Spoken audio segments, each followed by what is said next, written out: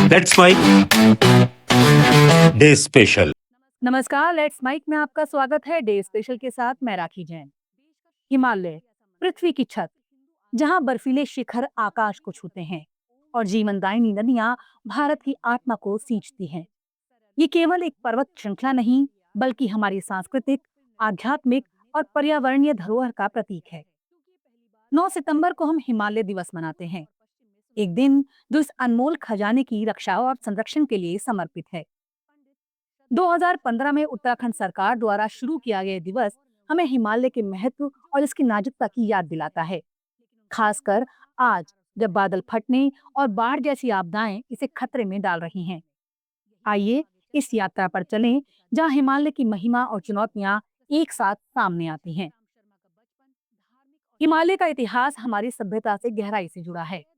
रामायण में इसे शिव पार्वती का निवास बताया गया, तो महाभारत में पांडवों की स्वर्गारोहण यात्रा का गवाह। स्वामी विवेकानंद ने हिमालय की गोद में ध्यान किया और कहा, हिमालय वो स्थान है जहां आत्मा अपनी सच्चाई से मिलती है।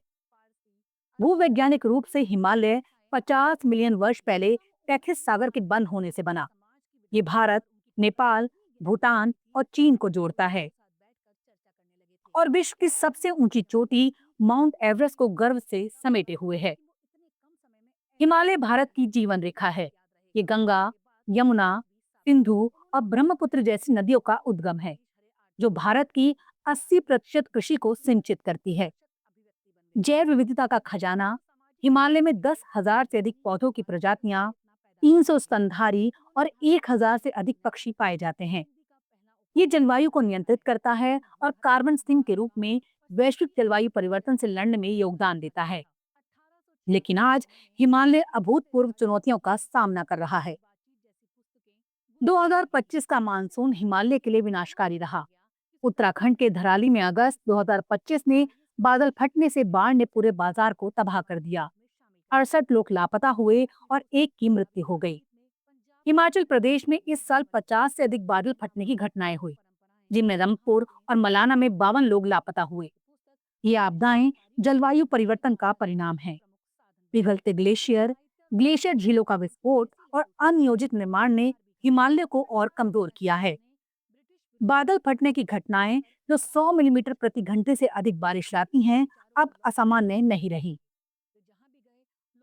2013 की केदारनाथ त्रासदी, जिसमें 6,000 से अधिक लोग मारे गए, और 2021 की चमोली बाढ़, जिसमें 200 लोग प्रभावित हुए, हमें चेतावनी देती हैं कि अनियोजित सड़क निर्माण, बांध परियोजनाएं और वनों की कटाई ने हिमालय की नाजुक भूगर्भीय संरचना को और अस्थिर किया है। आईपीसीसी के अनुसार हिमालय ग्लेशियर 2000 के बाद दोगुनी गति से पिघल रहे हैं, जिससे बाढ़ और भूस्खलन का खतरा बढ़ गया है। हिमालय दिवस हमें इन खतरों से जागरूक होने और तत्काल कार्रवाई करने का आह्वान करता है। हिमालय की रक्षा के लिए भारत में कई प्रयास हो रहे हैं। उत्तराखंड में हिमालय दिवस की शुरुआत 2015 में हुई थी, जिसका लक्ष्य पर्यावरण जागरूकता और संरक्षण है।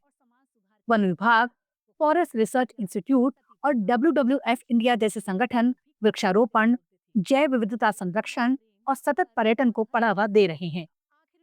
1970 के दशक का चिपको आंदोलन, जिसकी अगुवाई गौरा देवी ने की, आज भी प्रेरणा देता है। स्थानीय समुदाय जैसे लद्दाख के लोग पारंपरिक जल संरक्षण तकनीकों से हिमालय की रक्षा कर रहे हैं। हिमालय समुदाय प्रकृति के साथ सामंजस्य का जीवंत उदाहरण है। गढ़वाल, कुमाऊं और लद्दाख के लोग अपनी परंपराओं से हिमालय को जीवित रखते हैं। इको टूरिज्म ने स्थानीय अर्थव्यवस्था को मजबूती दी, लेकिन इसे सतत रखना जरूरी है। हिमालय दिवस पर स्कूलों में जागरूकता कार्यक्रम, वृक्षारोपण और सेमिनार आयोजित होते हैं।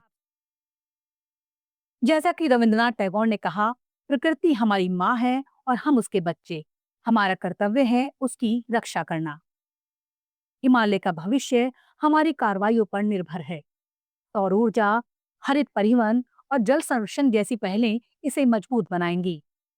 युवा पीढ़ी जैसे Himalayan children wild life society इस दिशा में नेतृत्व कर रही है। लेकिन हाल की बाढ़ और बादल फटने की घटनाएं हमें चेतावनी देती हैं कि समय कम है। हमें निर्माण नीतियों को सख्त करना होगा, ग्लेशियर निगरानी बढ़ानी होगी और स्थानीय समुदायों को सशक्त करना होगा। 9 सितंबर को हिमालय दिवस हमें संकल्प लेने का अवसर देता है। प्लास्टिक कम करें, वृक्ष लगाएं और जागरूकता फैलाएं। हिमालय हमारा अभिभावक है और हमारी बारी है। 2025 की आपदाओं ने हमें दिखाया कि हिमालय की रक्षा कितनी जरूरी है। आप सुन रहे थे लेट्स माइक की विशेष प्रस्तुति। इस पर आपकी राय का रहेगा इंतजार। लेट्स माइक के कमेंट बॉक्स में जरूर बताइएगा। आप सब लीक से हटकर बनाए गए हमारे कार्यक्रम पसंद करते हैं। इसके लिए आपका दिल से आभार। चैनल को लाइक और सब्सक्राइब जरूर करिए और जुड़े रहिए लेट्स माइक के साथ। नमस्कार। आप सुन रहे थे let's mic more than radio. Follow कीजिए हमें हमारे सोशल मीडिया प्लेटफॉर्म्स पर। It's time for news.